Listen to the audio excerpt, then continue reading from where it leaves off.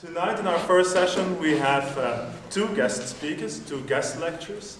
It seems like a bit of a passive setup today, but we hope in the future, each second Thursday of the month, to have it as a more active session, so that you will show your demos, we will invite people to show demos or to give a lecture as well.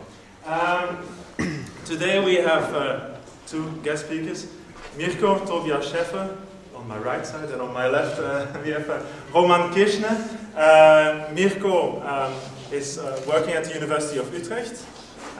He finished his PhD in 2008, thank you, December 2008, on basset culture. And he will give an insight on his PhD. We had a nice conversation on politics and media and how they influence each other, and I think he will refer to this as well. Cisco Systems had a big problem. Cisco Systems had a new powerful technology, and they knew people would only buy it if masses would use the internet. Their products were actually too expensive for people like you and me back then.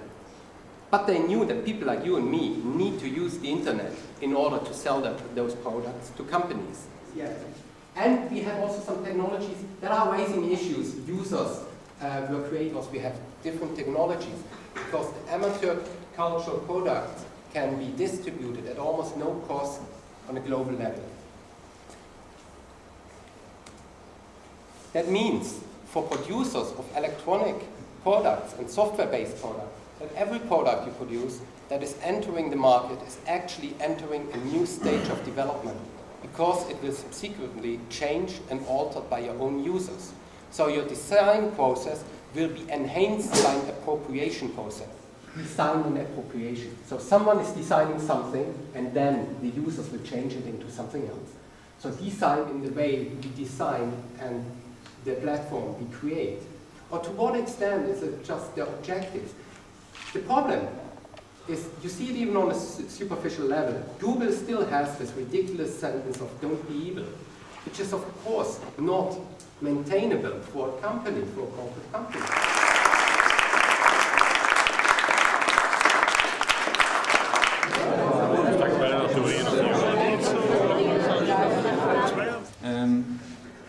So the serious games, they have actually already in the 1970s they have started to come up with this very strange expression, and it was actually used to describe what could be done with board games in the 1970s. So how games could be adapted or used to rather instruct and inform with the game, rather than focusing on the gameplay or the pleasure of the amusement. So it was always another subliminal interest that was also packed into it. So there were a lot of things coming up since then, and a lot of funding projects going on. It was always about educational games, government games, science games, military games, corporate games, and they all had a lot to explain, but asking. And it's always people who use irony, they don't want to be fixed on something, but they want to always have an open option, some playful thing that they can connect to later.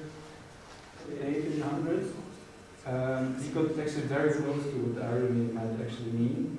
And he wrote... gemaakt met onze server. Ik ken deze.